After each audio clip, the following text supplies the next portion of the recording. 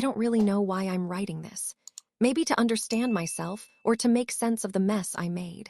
Or maybe because I just need someone, anyone, to know how it all happened. My name doesn't matter. You can imagine me however you want. Late 20s, maybe.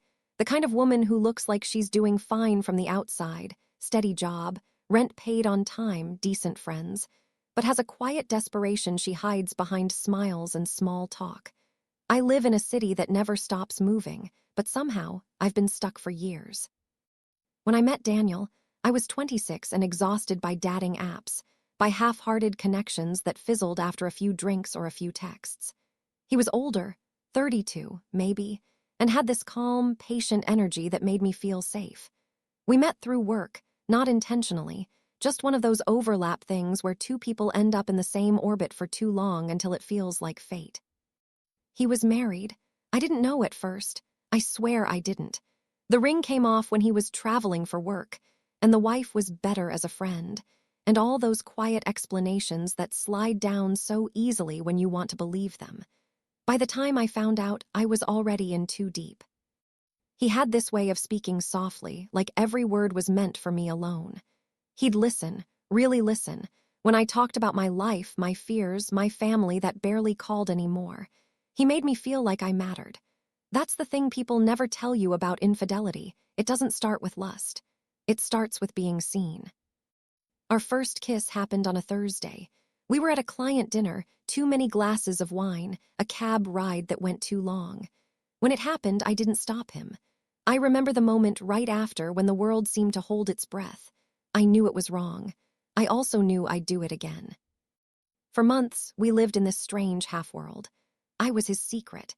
He'd text me good morning before she woke up, send me photos of hotel rooms that could have been anywhere.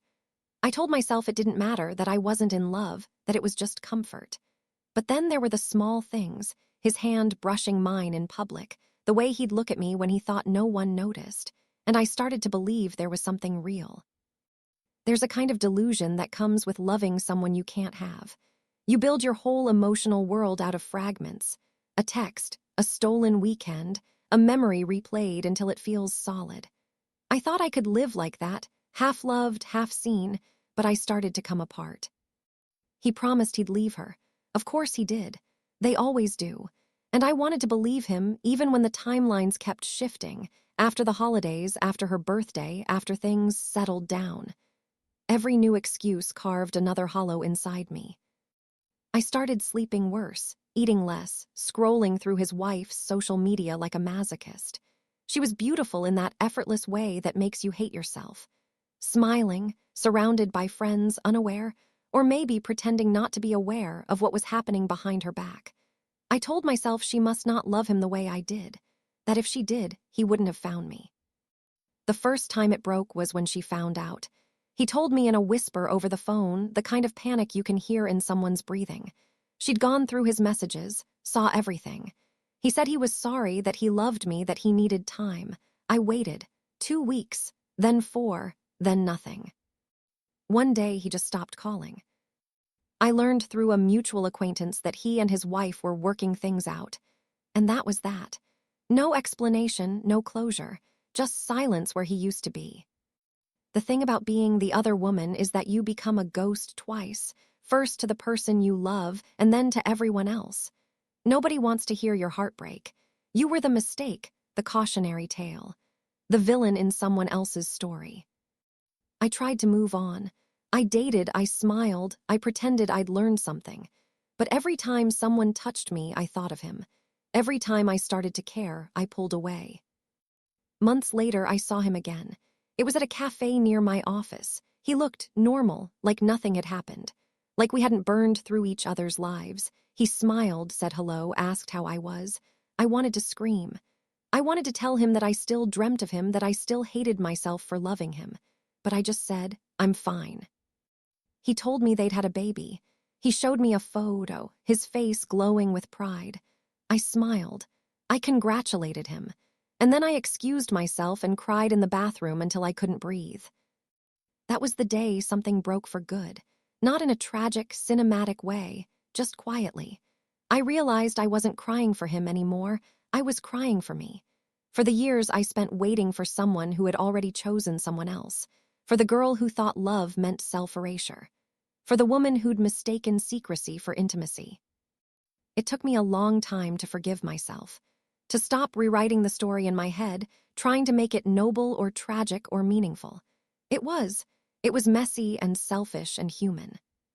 Now, when I think about him, it's like remembering a fever dream. The way you remember being sick, not because you miss it, but because you survived it. And maybe that's what this post is. A reminder that sometimes the person you destroy yourself for was never yours to begin with. That closure isn't something they give you.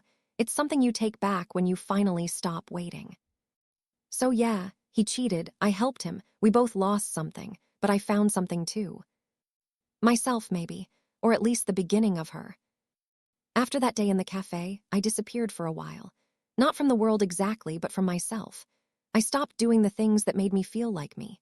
I stopped painting. I stopped writing. I even stopped listening to the playlists I used to love because every song felt contaminated by him somehow. I wasn't heartbroken in the dramatic way people imagine. It was quieter, duller. Like being underwater for too long, numb and heavy, just trying to remember what breathing felt like. People think the hardest part of being left is the moment it happens, but that's not true. The hardest part comes later, when you realize the person who once occupied every corner of your mind now exists only as a ghost that flickers in and out of your days. I'd wake up some mornings and think about texting him just to say I was okay, even though that was a lie. But I never did. I knew he'd moved on. That baby changed everything. I was a secret, and secrets don't get remembered once the story resets. I started therapy around then. My therapist was this middle-aged woman named Karina who wore cardigans and always smelled faintly of vanilla. She never judged, not even when I told her the worst parts. The waiting, the lies, the way I became addicted to being wanted by someone who wasn't mine. I told her how alive I'd felt in those moments and how empty I felt now.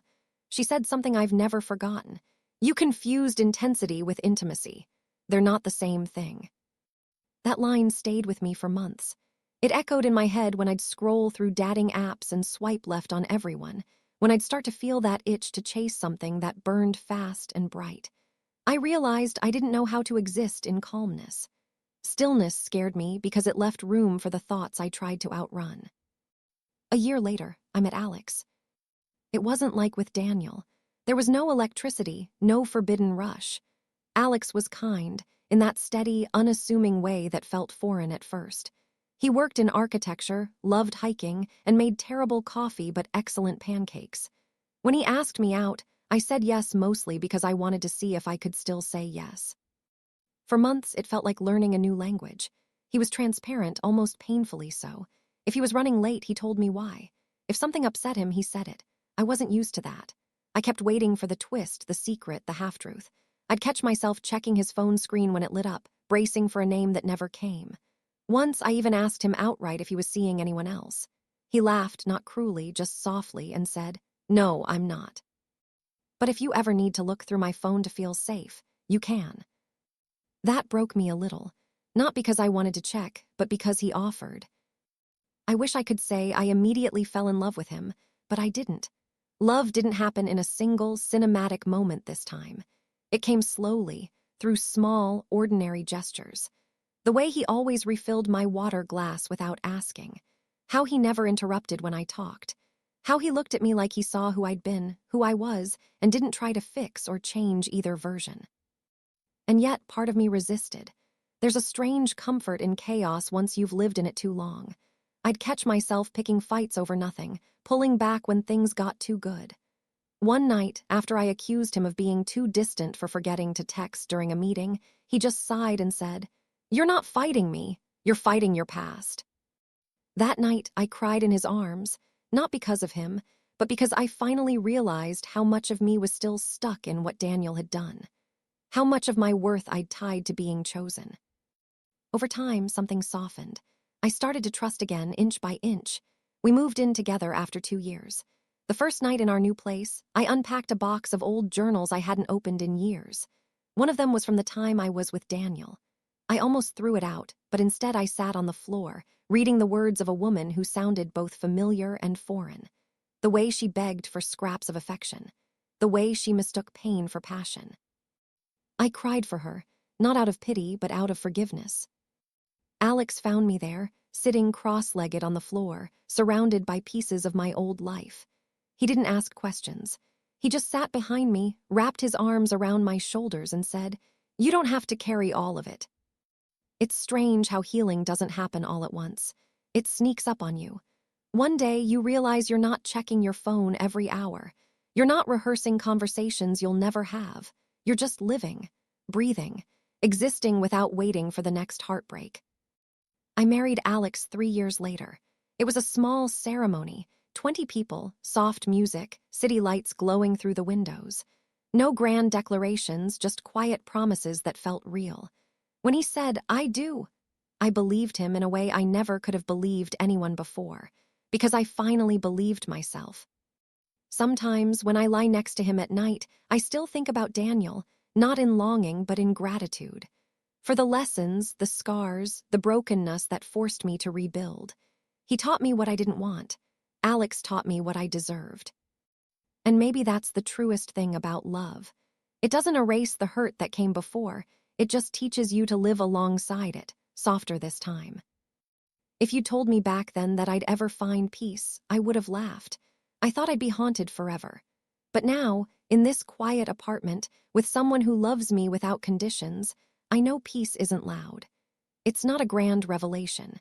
It's the moment you stop looking for the next heartbreak and realize you've already survived the last one. It's the morning light spilling through the curtains. It's the sound of someone breathing next to you who never made you a secret. It's the weight of your own forgiveness. And that finally feels like enough. It's been 7 years since that day in the cafe and 5 since the wedding. Sometimes I still open Reddit when I can't sleep.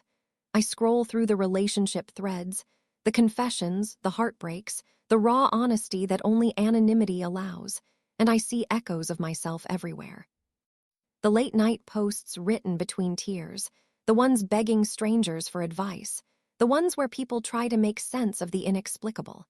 How love can turn into something unrecognizable, how someone you trusted can become a stranger overnight. It always starts the same way. I don't know who else to tell this to. And even though I don't comment anymore, I remember, I feel it, the ache behind the words, the quiet panic of realizing your reality has cracked in two. I used to think that once I healed, I'd stop relating to those stories. But healing doesn't erase empathy, it deepens it. Sometimes, when Alex is asleep beside me, I'll reread old posts, mine included. I actually wrote one years ago, right after Daniel left. I titled it, "He Chose Her," and I don't know how to keep breathing. It got hundreds of comments, most of them kind, some judgmental, all from people trying to make sense of something they hadn't lived. At the time, I thought I'd never survive it. But now, I look at that girl who wrote those words, and I want to reach through the screen, hold her face in my hands, and tell her, "You will." Because the truth is, most heartbreak doesn't kill you. It transforms you. It forces you to tear down everything you thought you knew about yourself and rebuild, piece by piece, until the reflection in the mirror looks like someone stronger, wiser, and eventually, at peace. I remember when Daniel reached out a couple of years ago. It was a random Tuesday afternoon. I was working from home when my phone buzzed with an unknown number. I almost didn't answer, but curiosity won. His voice hadn't changed. He asked how I was, said he'd seen a photo of me online through a mutual friend, and that I looked happy. He said he thought about me sometimes, wondered what would have happened if things had been different. I felt nothing, not anger, not sadness, just a kind of calm, quiet detachment. The version of me who once would have crumbled at his voice was gone. I told him I was doing well, that I was married now, and that I hoped he was too. There was a pause. Then he said, almost softly, "You sound like you really mean that." And I did. After we hung up, I sat in silence for a while, staring out the window at the city below. There was no shaking, no tears, just a deep sense of closure I hadn't realized I'd still been waiting for. Not because I needed him to say anything, but because I finally didn't need him at all. That night I told Alex about the call. He just nodded, asked if I was okay, and when I said yes, he smiled and said, "Then I'm glad." That's the kind of man he is, secure enough to let my past exist without feeling threatened by it. Over the years, our marriage has been imperfect but honest. There are arguments, quiet nights, moments where life feels heavy. But there's never been lies. Never the sharp, aching uncertainty that used to define love for me. I think that's the difference between passion and peace. One burns, the other builds. Sometimes I wonder what I'd tell the people who post on those forums now, those women writing their heartbreak into the void the same way I once did. I'd tell them that pain has a purpose, even when it doesn't make sense. That you can lose someone and still find yourself. That sometimes being broken isn't the end of your story, it's the beginning of finally living honestly. A few weeks ago, I started writing again. Not about him or even about love, but about rediscovery. About how sometimes the greatest act of love is choosing yourself, fully, after years of being someone else's secret. I think that's why I'm writing this now.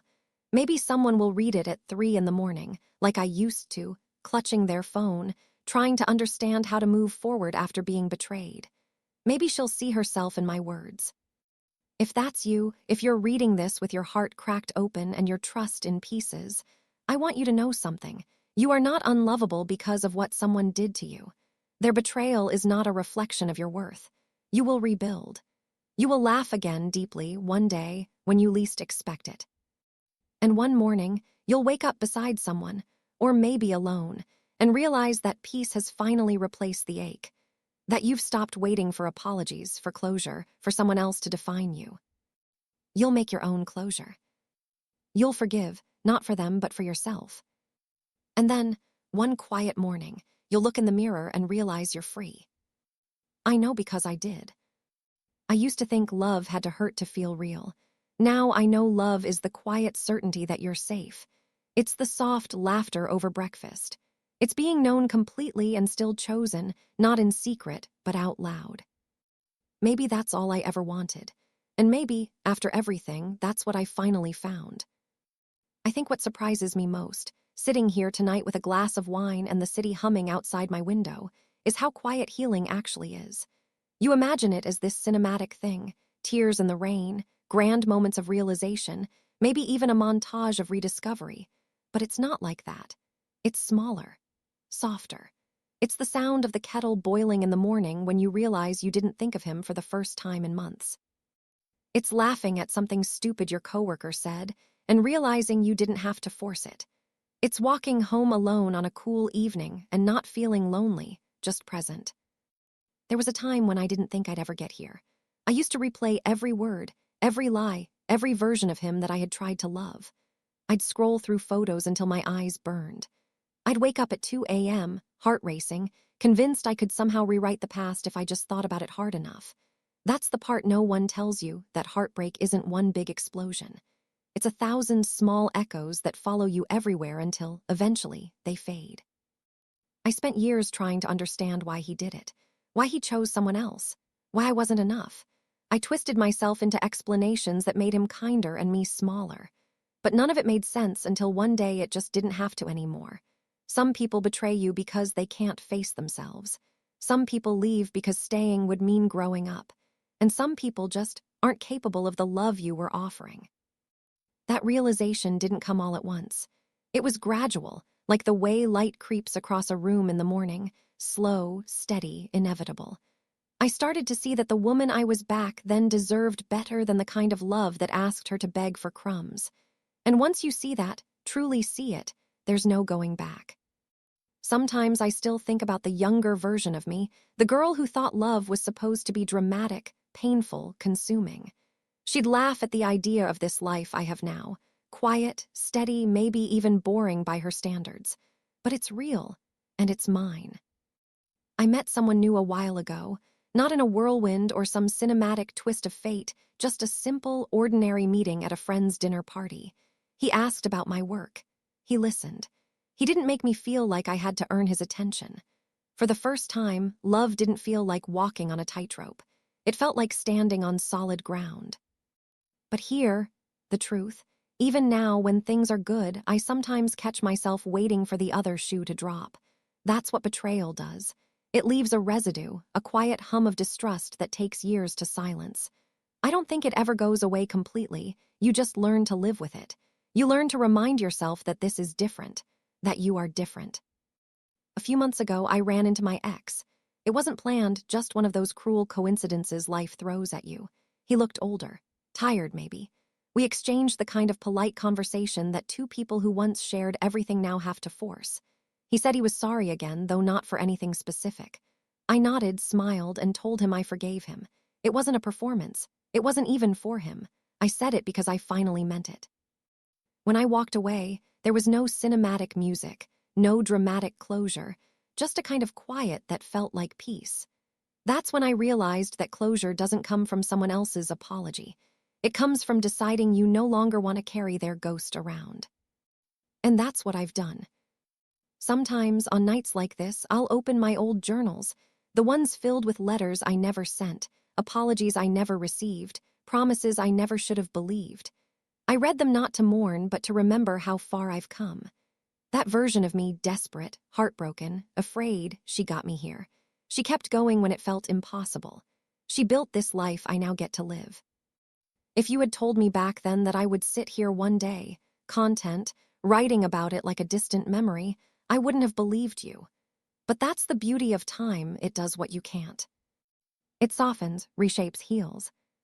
So if someone's reading this, maybe at 2 a.m., trying to figure out how to move on after being betrayed, I want you to know something. You will not be broken forever. You will not feel like this forever. The version of you who is crying right now will not be the same person a year from now. You will grow into someone who can look back and be proud that she survived it. One day, love will find you again, or maybe you'll find it within yourself. It won't feel like it used to.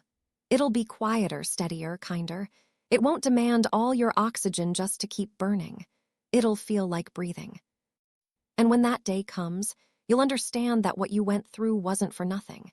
It was a beginning disguised as an ending. That's where I am now, not in some fairy tale, not in a perfect life, but in an honest one. I still have scars, and maybe I always will. But they don't define me anymore. They remind me that I lived, that I loved, that I lost and kept going anyway. So here's my story one last time. I was broken. I healed. I learned that love doesn't have to hurt.